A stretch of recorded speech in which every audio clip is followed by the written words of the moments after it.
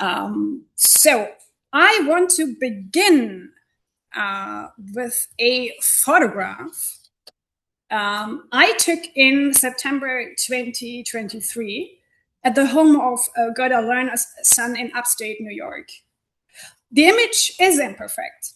I chose not to remove the photographs from their protective plastic sleeves, not wanting to impose too much on a witness I was meeting for the first time. The photograph documents a Jewish family gathering, the bar mitzvah reception of the Lerner's son, December 1960, Long Island City. The album contains additional professional photographs from that afternoon, color pictures of the nuclear family, and a typescript of the bar mitzvah boy's speech, in which he connects Jewish history and values to the Holocaust, invokes his mother's escape from Nazi Europe, affirms the Jewish obligation to racial justice, and pledges his duties as a citizen, a Jew, and an American. The Lerners were otherwise not observant. They did not typically celebrate Jewish holidays or practice Jewish rituals. The scene itself, adults gathered around a coffee table, listening to Gerda Lerner hold forth, reads as a typical snapshot of white middle-class New York life. Gerda Lerner commands the room. As witnesses consistently reported, she did wherever she went. The photograph brings me to the central question of today's talk, the connections between Jewish experience and Gerda Lerner's women's history. I approach this through my ongoing transnational intellectual history of Lerner, which seeks to situate her foundational work in women's history against the backdrop of her personal experience. I conceive of Jewishness in terms closely analogous to gender, as a way of being in the world, constituted through and interacting with other dimensions of societal existence: sexuality, racialization, class, education, citizenship, nationality, age, ability. When we speak of Lerner's Jewish experience, we are speaking specifically of Ashkenazi Jewish experience, a term Lerner herself never used. I distinguish between experience as Jews, constituted specifically by Jewishness, and experience as everyone else in each context, period, or milieu, which shapes a Jewish person's life without being distinctively Jewish in character. Jewish experience as Jews encompasses experience constituted through varying understandings of Jewishness as religious and legal community, shared heritage, culture and tradition, community of persecution and remembrance, ethnicity and or nationhood, and of lived Judaism across its full historical and geographical cultural range. These dimensions of experience are not hermetically sealed. General experience becomes genuinely Jewish when a shared situation affects people differently because they are Jews. Methodological note on experience. I do not presuppose that subjects have experience. Following John W. Scott, subjects are constituted through experience. Experience has both a processual and a constructive character. It is a product of interpretation and must itself be interpreted. My understanding is grounded in the concept of Nachträglichkeit. Experiences become meaningful only retrospectively. The historian therefore approaches experience primarily through the analysis of experiential knowledge, inextricably linked to thinking, comprehending, ordering, and reflecting, and pursues its concrete historization through specific historical constellations.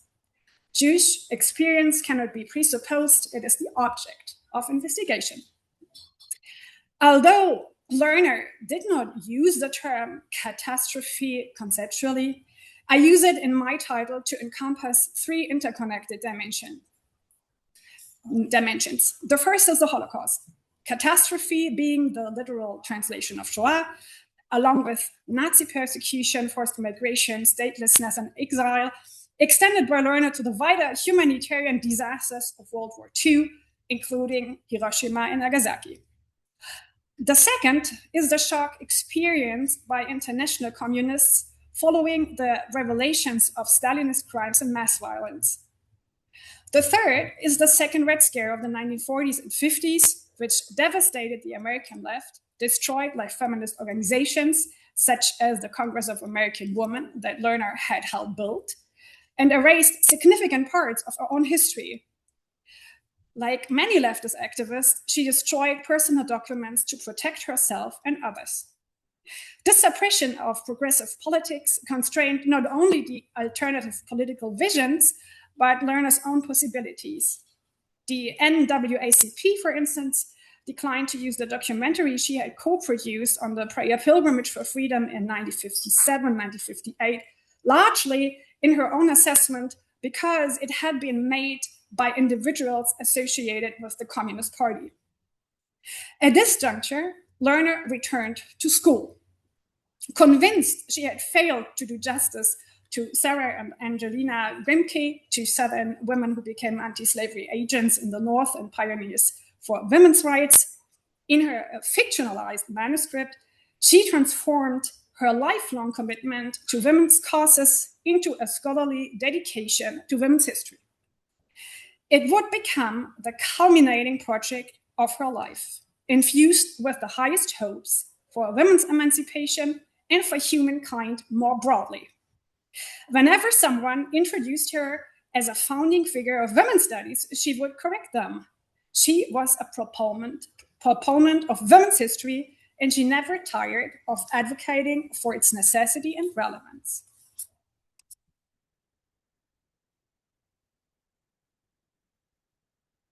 What follows proceeds in two parts. First, drawing on her 1982 presidential address, The Necessity of History and the Professional Historian, I unfold what Lerner understood by the necessity of history and the consequences of historical deprivation for women and other subordinated groups. Second, I show how Lerner developed her conceptualization of Jewish experience and her self-understanding as a Jewish woman during the 1990s. Building on the work of U.S. American Jewish feminist scholars such as Joyce Endler and Sharon Lederer, I examine the interconnection between women's history and Jewish experience through the interplay of personal experience, scholarly work, and life writing, reconstructing the biographical trajectory behind her conceptualizations in the essay A Weave of Connections, and the typescript of the autobiography Fireweed from 1999. In doing so, I trace how encounters with anti-Semitism in the United States and debates within feminist scholarship initiated what Lerner herself called her coming to consciousness as a Jewish woman, and how transatlantic exchange with Germany and Austria through scholarly and feminist networks and through Austria's processes of restitution and recognition shaped what I call her public identity as a feminist survivor, historian, witness.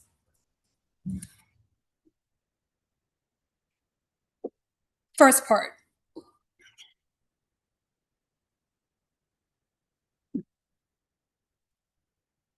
Lerner moved from outsider within, to borrow Patricia Hill Collins' figure, to insider when she accepted the Robinson Edwards Chair at the University of Wisconsin-Madison in 1980 and began building its Women's History PhD program.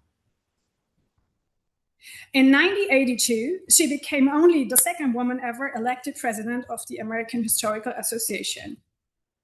In her presidential address, she speaks, I quote, from the vantage point of a person long defined as marginal. As a Jewish refugee and an immigrant, I quote, I have never been able to take freedom and economic security for granted. As a woman entering academic life late, as a second career, I regard access to education as a privilege as well as an obligation. Having been an engaged participant in women's work and society all my life, I could not accept the truncated version of past reality which described the activities and values of men and called them history, while keeping women invisible or at best marginal. My craft and my profession are inseparable from the road I have come and the life I have led. End of quote. This is one of the rare instances in which Lerner publicly identified as a Jewish refugee before the 1990s. She typically preferred emigrant or émigré, rejecting the victim status the term implied, a strategy of self-empowerment shared by other Austrian and German Jewish exiles. The ordering of social positions moves from the margin to center. Jewish refugee first, then woman, and second career academic, then activist, culminating in the insistence that the personal and professional are inseparable. Lerner frames her argument against a diagnosis of history as a discipline in crisis, severely undervalued, and contrasts this with its fundamental human significance. To speak of the necessity of history, she begins, is to say, I quote, that history matters essentially. Drawing on Ernest Becker's The Denial of Death and Robert J. Lifton's History and Human Survival, she argues,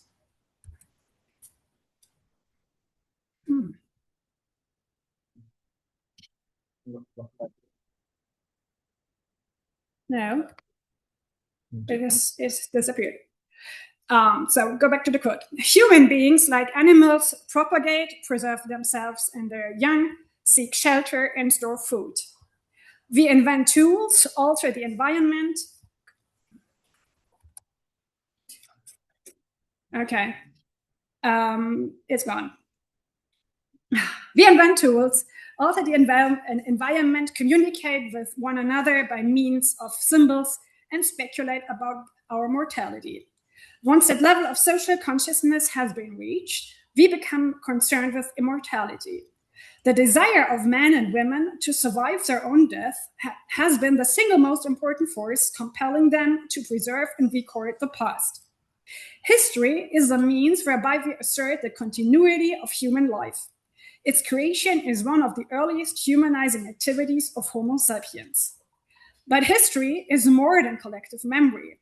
It is memory formed and shaped so as to have meaning. This process by which people preserve and interpret the past and then reinterpret it in light of new questions is history making. It is not a dispensable intellectual luxury. History making is a social necessity. End of quote. Can we close the windows, please? Is that all right? Having established history making as a basic human need, Lerner identifies 4 functions it serves. First, history as memory and as a source of personal identity. Second, history as collective immortality. Third, history as cultural tradition. Fourth, history as explanation. In this framework, form giving and meaning giving are inseparable, form and substance mutually constitutive. To substantiate this claim, she draws on the founding figures of modern Western historical thought. For the meaning of necessity, she turns to Ranke, I quote, necessity inheres in all that has already been formed and that cannot be undone, which is the basis of all new emerging activity. What developed in the past constitutes the connection with what is emerging in the present. End of quote. From Pirenne, co-founder of the Annales School, she draws the conclusion that reconstructing the past discloses what possibilities and choices once existed. Past and present actions are comparable, and recognizing this allows us to project a vision of the future. It is through history making that the present is free from necessity and the past becomes usable. And for her understanding of historical comprehension, grounded in personal experience rather than professional expertise, she quotes Dilthey. The person who seeks the connecting threads in the history of his life has already created a coherence in that life, which represents the root of all historical comprehension. the power and breadth of our own lives and the energy with which we reflect on them are the foundation of historical vision. End of quote. Because Lerner grounds the necessity of history in psychic need and the human striving for community, exclusion from history correlates directly with exclusion from power. All subordinated groups have at some point been denied their history, a denial that produces distorted self-perception and a sense of inferiority.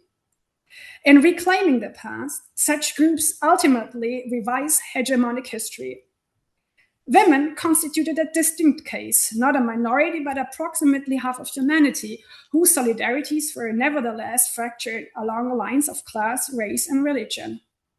Borrowing from Du Bois' concept of double consciousness, his characterization of African Americans' experience under white supremacy as, quote, a sense of always looking at oneself through the eyes of others, end of quote, Lerner argues, while acknowledging the limits of the analogy, that all women had partaken of, quote, a kind of double consciousness, a sense of being central and yet defined as marginal, essential and yet defined as the other, at the core of historical events and yet left out of history. The necessity of women's history is accordingly twofold.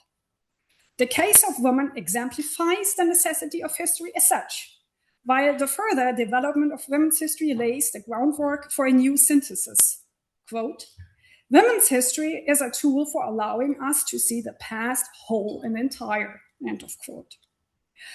The metaphors of wholeness and healing carry into Lerner's next move. The major upheavals of the 20th century wars, the Holocaust, nuclear and cybernetic revolutions, ecological crisis, had exposed the limited purchase of rational thought in politics and social planning.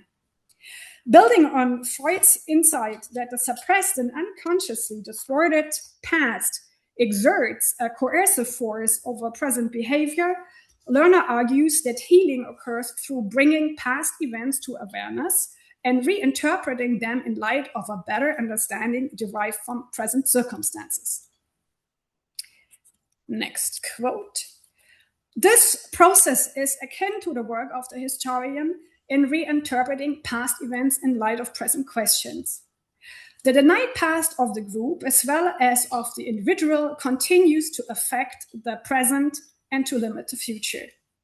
We as historians might take up the challenge offered by analytic theory and seek to work toward a healing of contemporary social pathology, using the tools of our craft imaginatively and with a new sense of direction, end of quote.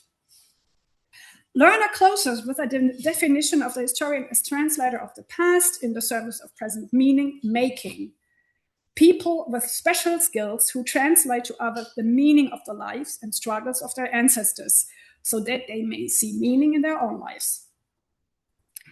What emerges here is a conception of historical writing as anchored in the present, in the belief in progress and the possibility of better comprehension, culminating in two formulations of exceptional ambition.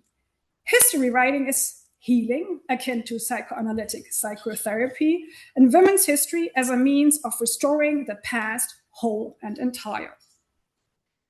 I will not adjudicate here whether historiography can progress, whether healing through historical writing is possible, or what it would even mean to reconstruct the past whole and entire. These questions trail more than a century of historiographical debate. Nor do I wish to fault Lerner for the scale of her ambitions. What I want to highlight is her strategy. She makes the case for women's history by speaking through and with the founding fathers of Western historical thought. And I want to insist on her stature as an intellectual who, like Du Bois, whom she admired, grappled with the most fundamental questions: life and death, memory and history, experience and thought, change and continuity. From the perspective of intellectual biography, what matters is precisely the scale of the stakes she attached to women's history and to history as such. Where healing is needed, there are wounds, and wounds are produced by traumatic experience and catastrophe.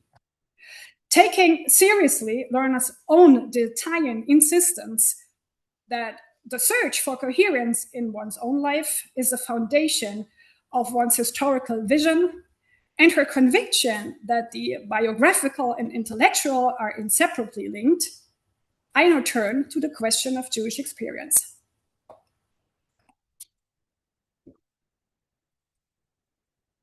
Second part. Lerner's conceptualization of Jewish experience and her self-understanding as a Jewish woman crystallized during the 1990s. 3 years are particularly significant: 1990, 1993, and 1995. The process began in 1990 through a convergence of personal encounter and scholarly controversy. First, Lerner experienced anti-Semitism directly. An anonymous, threatening phone call and a swastika placed on her office door at the University of Wisconsin-Madison. In response to the increase of anti-Semitic incidents in Madison at the time, she agreed to teach and lecture on anti-Semitism. She also challenged her US colleagues at the Organization of American Historians meeting in April 1990 for failing to recognize anti-Semitism as a decisive factor in Nazism and the Second World War. To her sister Nora, she summarized, I quote, "And to top it all, the Jewish Studies Department here invited me to be their big speaker this January for a sponsored lecture on anti-Semitism. What I don't know about this subject would fill a large book, but I accepted and will learn more about it. Somehow, it's time for me to bring my best capacities to bear to deal with this aspect of my life, which I've always managed to push aside and ignore. Well, no more." End of quote. To her sister, Lerner not only admitted that anti-Semitism was a gap in her scholarly work, she connected it in the same breath to her own life.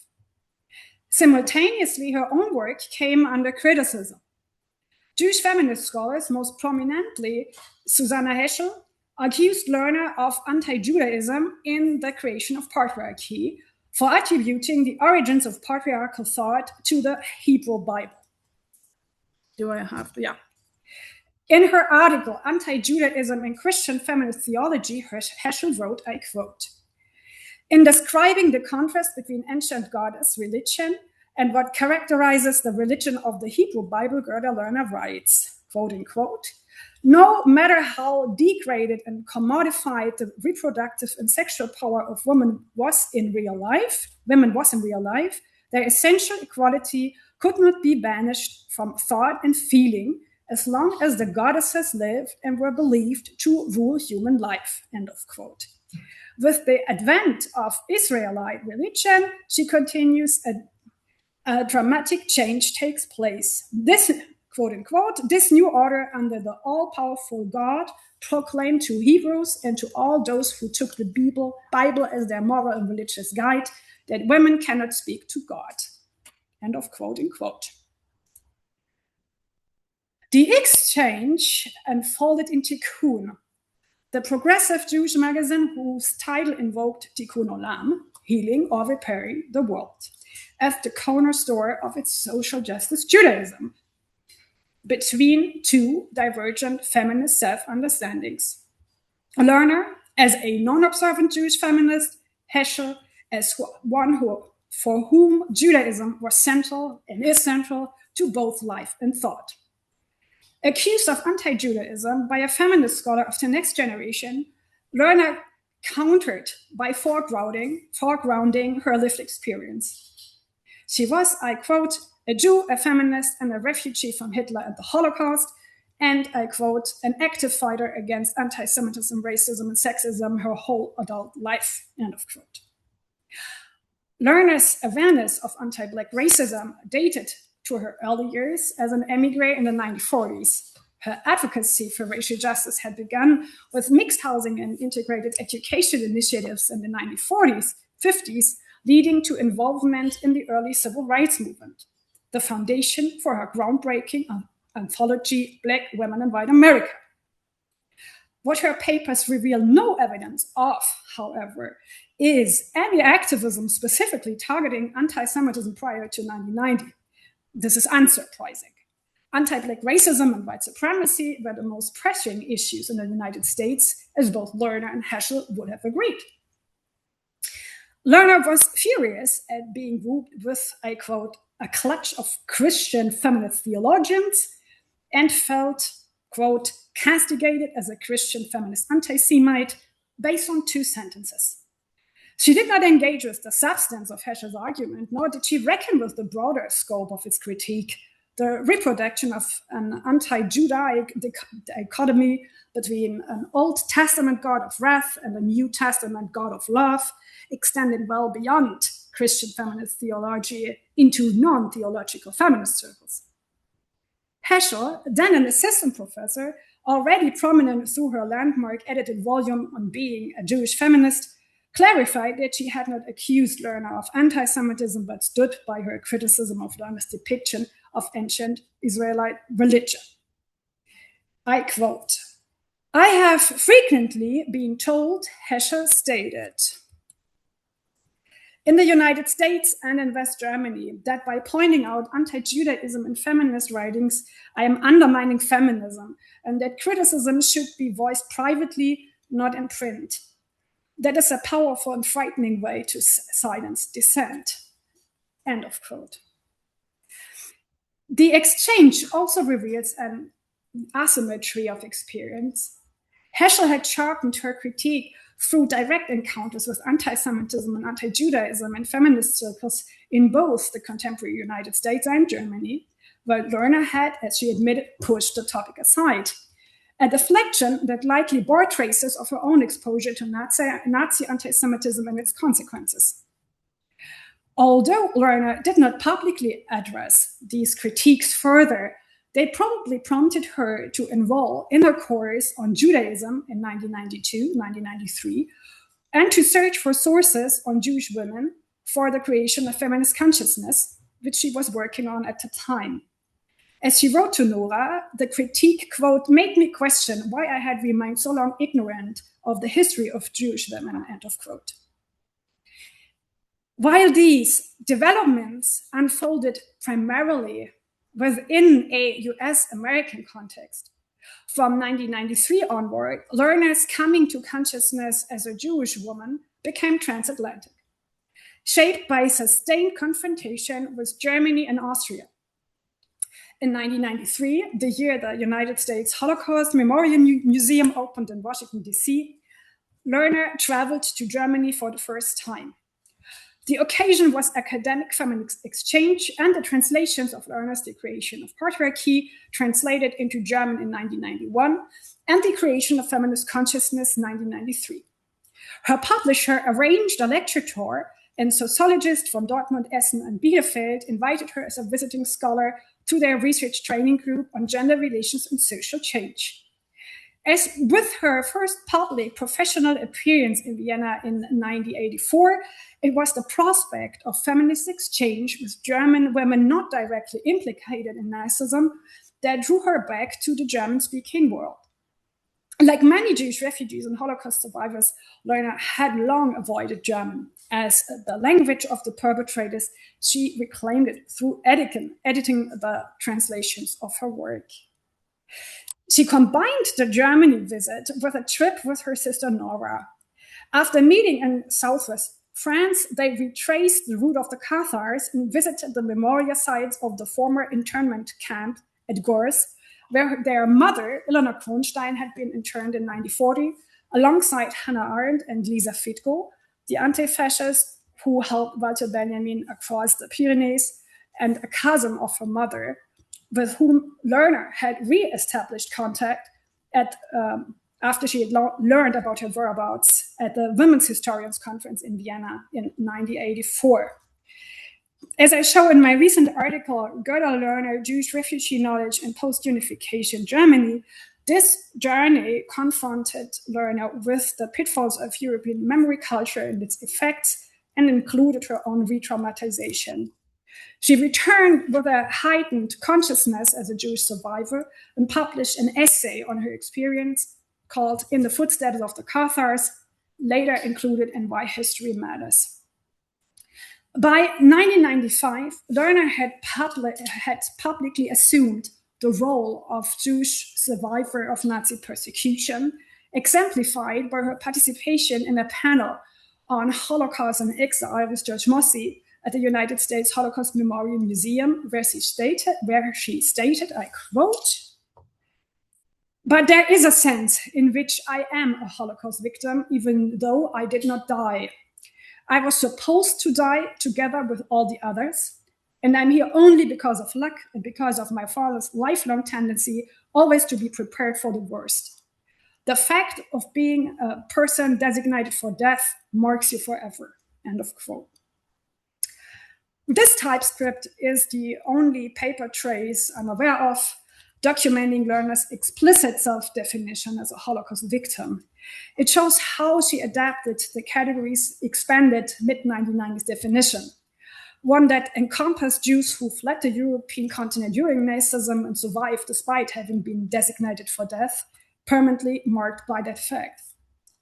The motive of survival, because of luck, recurs across countless testimonies of Jewish exiles who fled Nazi-occupied Europe in the 1930s. Lerner's public identity was further consolidated through Lerner's continued engagement with Austria in 1995, where scholarly and feminist exchange intersected with restitution and recognition. In spring, she traveled to Salzburg as a visiting scholar.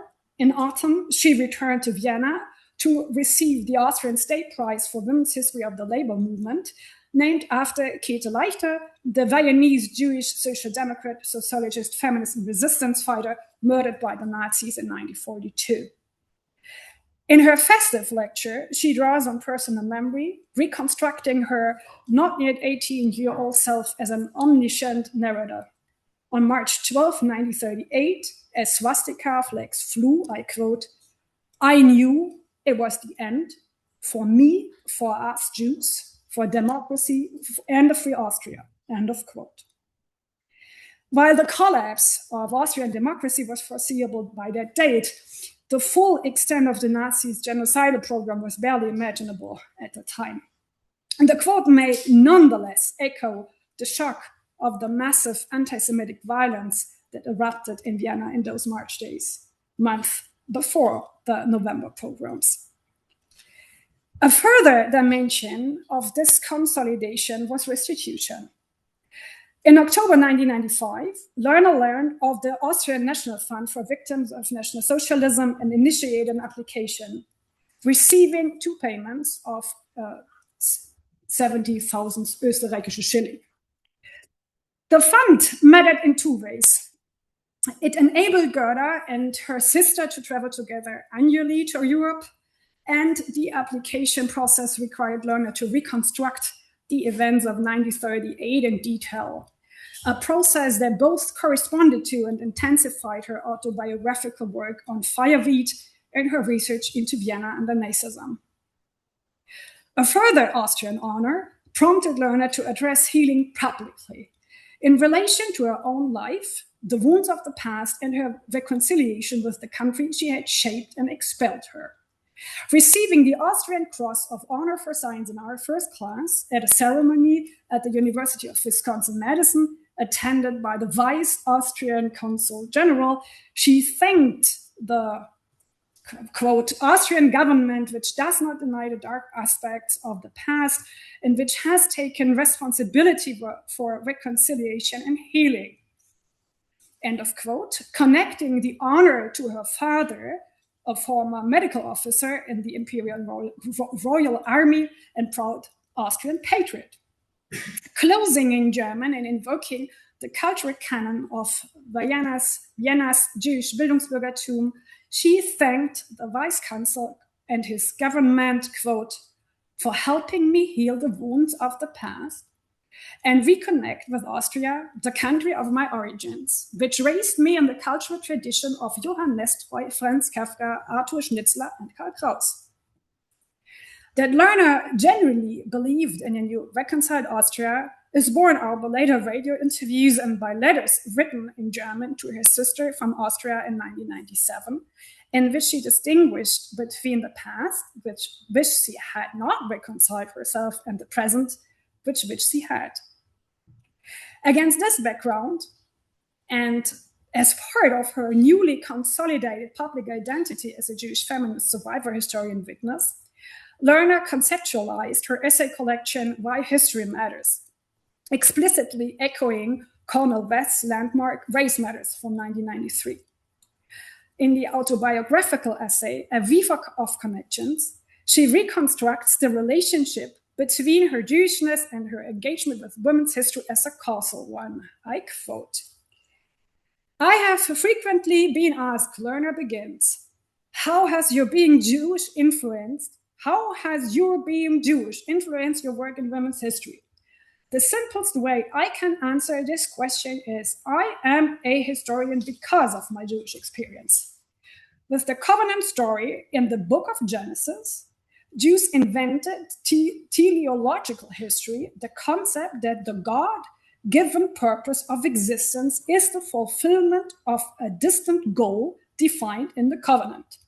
It is not individual fate that matters, but the historical promise of people, land, and prosperity in some distant future, which is implicit in the covenant between God and Abraham. With it, history as the unfolding of God's promise begins. After the destruction of the temple and with the beginning of the diaspora, this unfolding of historical events included the promised return of the people of Israel to their homeland. Thus, every Jew is born into a historical world and a consciousness of being linked to one other members of the Jewish community.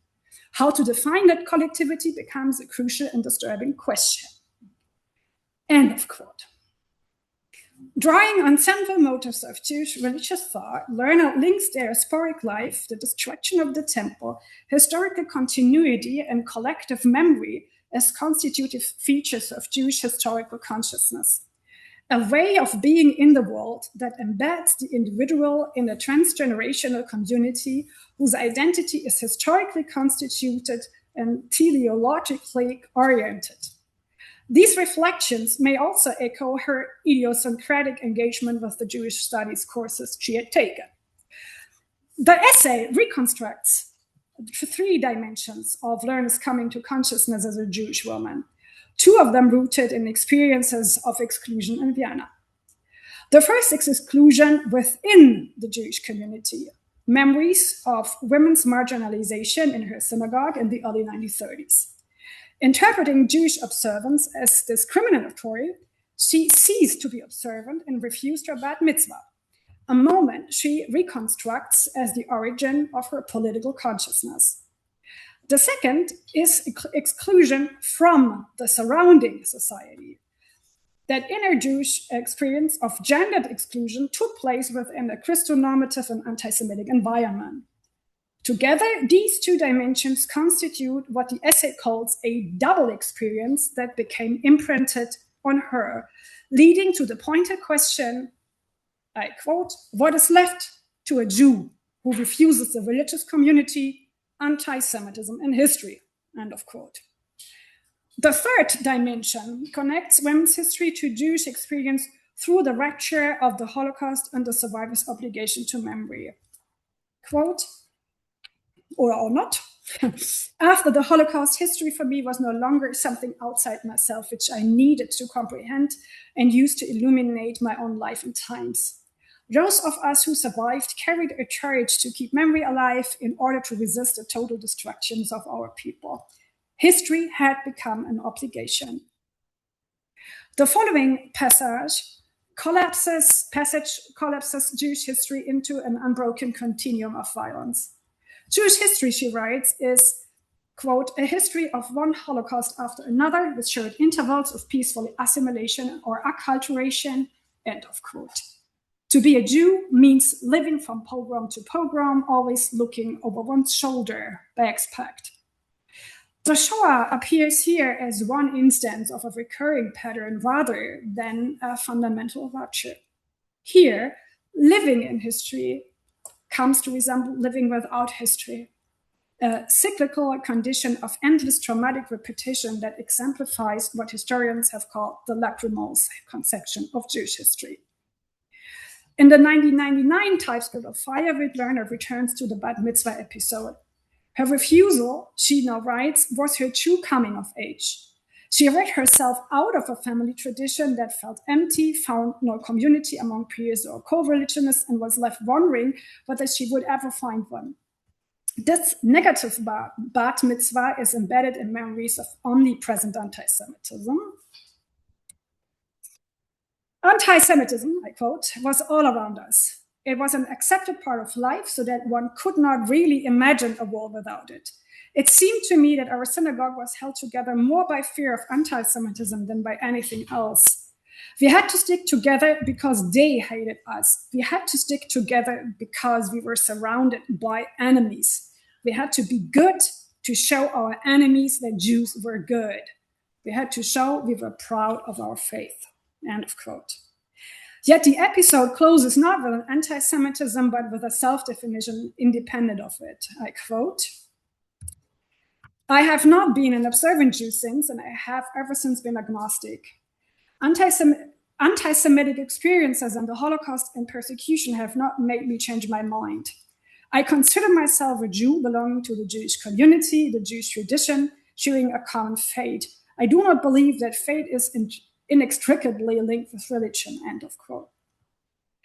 As the quote shows, Lerner's forceful Jewish identification and her repudiation of a religious definition of Jewishness are inseparable gestures. Her Jewish self-understanding is cultural, social, and historical in character, though the meaning of fate remains ambiguous. Gesturing toward a common historical trajectory, it retains a deterministic and, given her reflections on Jewish historical consciousness, teleological dimension. However, her self-description as agnostic ever since is only partially accurate. She identified as an atheist for substantial periods between the 1940s and 1980s, a fact she does not disclose. The essay closes with a formulation that brings the argument full circle, I quote, it was this understanding of the problem of otherness and of the denial of self-definition which led me to the study of the history of women. For women have, for longer than any other human group, been defined by others and have been defined as the other. Women have, for longer than any other group, been deprived of a knowledge of their own history.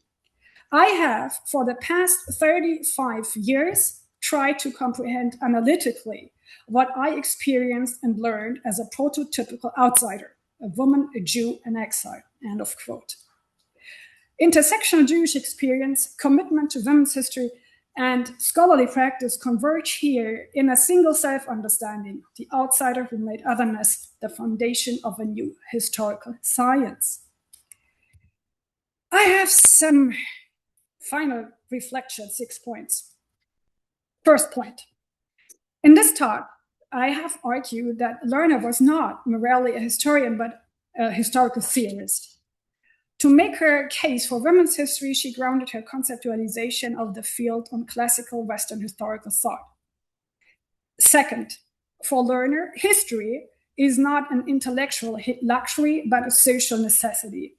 Just as individuals must reconstruct historical coherence in their own lives to become agents, so too must social groups. History matters essentially for women as a group, and at the same time, women's history matters essentially for the creation of a new transformational history. Third point, akin to psychoanalytic psychotherapy, Lerner conceived of history writing as a form of healing, a process of bringing past events to awareness and reinterpreting them in light of a new and fuller understanding grounded in present circumstances. The idea of healing the world through women's history resonates with the concept of tikkun olam. My findings thus confirm prior scholarship, such as Lerner's reading of Lerner's work through the lens of Jewish social justice feminism, though in substance, not in name. Fourth point, Jewish experience becomes the central preoccupation of Lerner's self-exploration and thought from the 1990s onward. shaped by a constellation of interconnected factors, encounters with anti-Semitism in the United States and across the Atlantic, scholarly debates and controversies about anti-Semitism and anti-Judaism in her own work, experiences of teaching and lecturing, her engagement with European Erinnerungskultur and the long delayed but finally emerging process of recognition and restitution in Austria, her renewed relationship with the German language, and always in dialogue with women's history scholarship and academic feminist networks. In Lerner's intellectual trajectory, Jewish history matters essentially. Fifth point, the motive of healing or its necessity appears in the 1990s examples in two distinct dimensions. First, quite literally, in the Tikkun controversy and in the rupture between two feminists.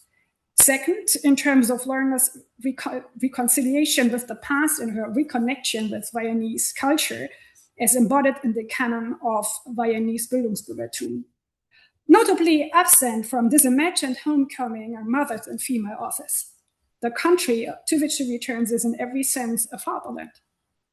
Sixth point, I read Lerner's conceptualization of Jewish experience and Jewish history, as well as her self-definition as a Jewish woman, against the background of and as part of her process of becoming a Jewish feminist survivor historian witness. For Lerner, history matters for Jewish experience because, first, Jewishness is a transgenerational community grounded in a historical consciousness shaped by the complex of catastrophe, exile, and return. Second, Lerner posits a constitutive relationship between Jews and history. To live in history, in her sense, means to act against the backdrop of and in reckoning with a never-ending history of persecution. Third, the Holocaust matters because it transformed memory into an obligation for her, the survivor, just as the collecting and preserving of documents becomes inscribed in her daily life as the refugee and the persecuted. I will close as I began with the bat mitzvahs that run through this talk, each pointing to Jewishness and a transgenerational community and cultural practice. The first one is her son's bar mitzvah, held 21 years after Lerner's arrival in New York City in a non-observant American Jewish family, evidence of situational engagement with the religious practices of Jewish community life. The second is the one that did not take place in a Viennese Bildungsbürgertum household shortly before the rise of Austrofascism. In Lerner's self-interpretation, her refusal became a negative bat mitzvah, the starting point of her feminist consciousness. But there's a third. The third took place at the turn of the 21st century, her granddaughter's bat mitzvah. According to her diary, Lerner attended and described it as, I quote, joyful, elegant, full of good feelings. Of the heart of the ceremony, her granddaughter's reading from the Torah, she wrote, I quote, she starts off a bit shaky, but then suddenly finds her full voice, sings beautifully, and reads the Hebrew perfectly. Her speech is lovely, personal, strong, political. I am so proud of her, I could burst. Thank you for the attention.